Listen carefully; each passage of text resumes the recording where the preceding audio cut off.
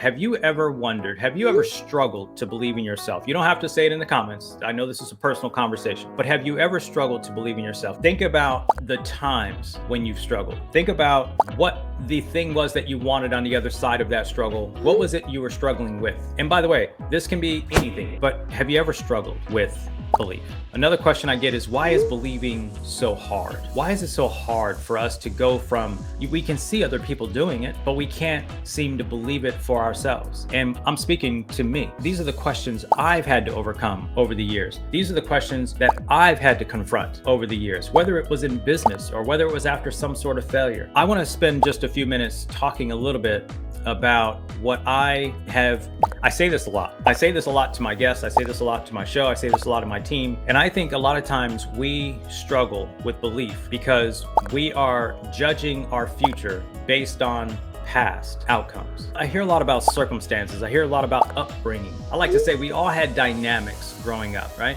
I don't know what yours were. Maybe it was you grew up in an impoverished situation. Maybe you grew up in a physical violent situation. Maybe you grew up without good economics. Maybe you grew up in a poor country. Maybe you grew up not looking the right way for your community. Whatever those dynamics were, I just like to use dynamics. A lot of people like to cite their circumstances. They like to cite the facts. And if you have a journal in front of you, if you've got a pen in front of you, if you've got a paper in front of you, I want you to write down one of the most powerful concepts that helped me break through the idea of whether I could or couldn't believe based on what had happened in the past. Because we all have a past. I'm going to get to some of that in a minute. And that is, whatever has happened to you was an outcome that should not become your identity. Your outcomes, the failures of the past, the experiences of the past, they should not become your identity. They can shape what you want to do in the future, but a lot of us wear our past. We wear our circumstances. We wear our upbringing for years and years and years, and we never decide to grow. The MindShift Method, step one, if you're writing things down, is to make peace with the current situation, current circumstance. I like to say current facts. I've been bankrupt. I've been divorced. I fathered 2 kids, and then we split. The mother of the children and I split in a bad way. I was an arrogant jackass. She moved the kids to another state. I had to figure out how to be a father from a distance. I wasn't sure how I was going to do it. I've had business failure. I can go on and on. And listen, let's break it down. I've had my car break down when I didn't have the money in the bank. Anybody know what I'm saying? I mean, we can get it down to real simple stuff. We don't have to have these major life breakdowns. It can be really simple things. I've been that guy at some point when I was going to the gas station and digging in the change cup. Like, we don't have change cups that these much.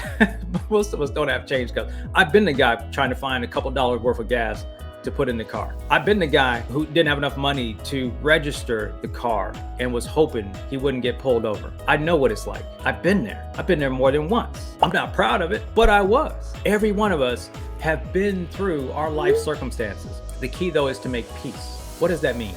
Make peace with the situation. Make peace with the facts. You may not be able to change the facts, but in order to move forward, you've got to just come to a place of calm with the facts. Yes, this is easier said than done. Yes, there may be some things where you need therapy. Yes, you might need coaching. Yes, you might need some sort of help to really get through whatever those facts are. It could be grief. There are lots of things that will happen in our lives, but the first step in shifting our mind, if we want to shift our result, is to make peace. Making peace is the heaviest part of the process. Step 2 is make a decision. Everything in your life comes down to the new decision you're willing to make to move into a new direction. It sounds simple. It sounds extremely simple. Are we willing to make a new decision to go into a new direction? Making a decision has a distinction, though, and I want to share this with you. First of all, let me tell you the first time I heard of this thought, it was from Anthony Robbins. I was reading his book in my early 20s. I think I was 23.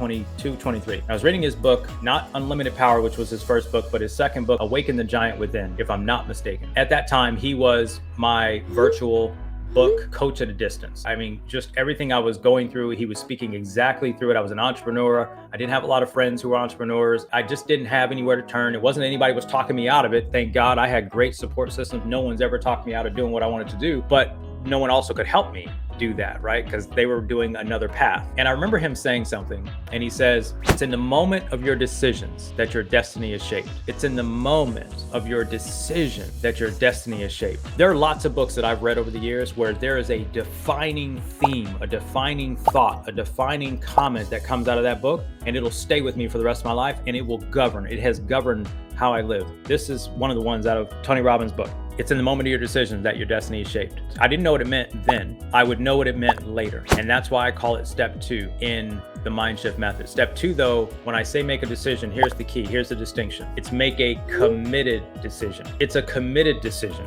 But there's a story of individuals or armies, war stories where people go to war. They go to war. They go to an island. They go to a country. They go to a place.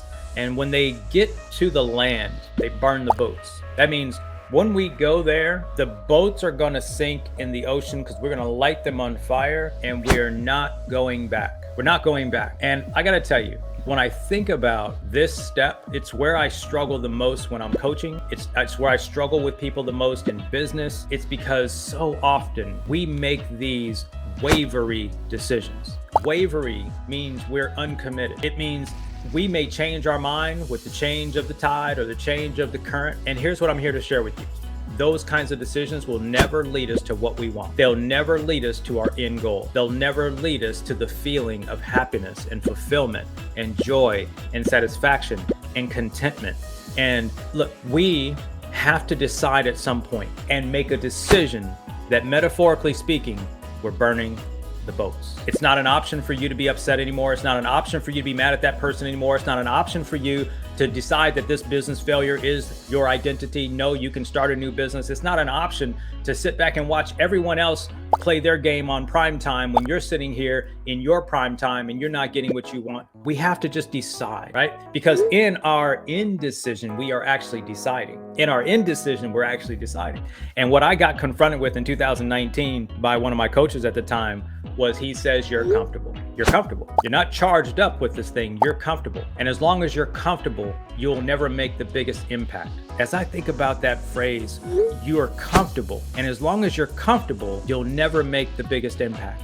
Next is making a plan. Make a plan. See, a lot of times we make decisions about what we want to do, but then we don't get into action. We don't have a plan. And that's where coaching and mentorship and books, I tell people all the time, I've had some of the greatest mentors in my entire life in terms of books. And I grew up in the 90s. Yes, tapes, cassette tapes and CDs, books, conferences, seminars. I've paid for training and coaching for decades. I've never pretended to know everything. And I think when we are making new decisions in our life, if we're making new decisions in our life, we have an opportunity to continue the process of learning.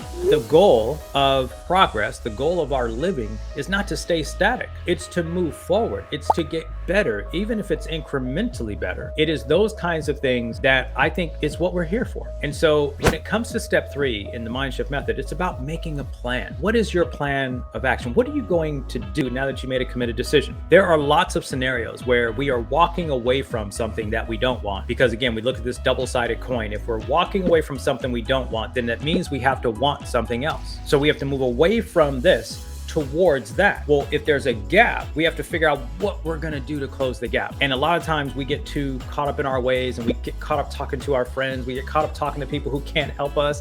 We talk to people who want to help us have a pity party. It's the wrong thing to do. In your shoes in the past, who can shed some light on a pathway and a plan. Step 4 in the MindShift Method is make it happen. Make it happen. And I keep things real simple, y'all. Make it happen. What does that mean? That means if Daryl's going to go live today at 7 o'clock this morning, but he normally goes to the gym at that same time-ish, he's got to get up earlier, got to make it happen. See, I can't say the workout doesn't matter, because the workout matters, but I schedule something else. So that means I make adjustments. Making it happen is doing what you say you're going to do long after the decision that you set it in has passed. I'm going to say that again. Where a lot of us struggle is that we make decisions. We even get the plan, right? We make peace with the situation. We make a decision. We get the plan. And then the feeling that we made the decision in has passed. And then when it's time to take action, we make excuses. I remember one of the best lessons and things that keeps popping back in my mind related to excuses. And that is excuses. They're like the poison, right? It's the poison that just silently, slowly kills our dreams. Excuses is like the poison that silently and slowly kills our dreams. And the interesting part about it is there's always a gap between what we want and where we want to be. And the interesting thing is we don't have to do it all in a day, right? We all agree Rome wasn't built in a day. Here's one of the best things I could offer you before we go. Whenever you're struggling with belief in yourself, whenever you're struggling to see yourself in a higher place, in a place further down from where you are today, here's one of the best things I've ever learned. And that is sometimes you have to believe in the belief that someone has in you until your belief kicks in. Sometimes you've got to believe in the belief that someone has in you until your belief kicks in. That is what you want to do. If you're ever wavering with your belief, if you're ever feeling less confident or not so confident about where you want to go, find someone who believes in you. And this is also where it means sometimes moving away from people that are pulling you down. Moving away from people that are trying to keep you where you are and keep you stuck. Moving away from those things, those issues, those circumstances that are trying to keep you in that place that you are like, I need to get out of here.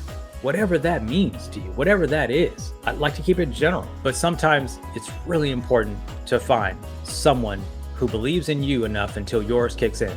Thank you so much for being here. I'll see you again on the next episode of the MindShift podcast. I'll see you soon. Enjoy the rest of your day.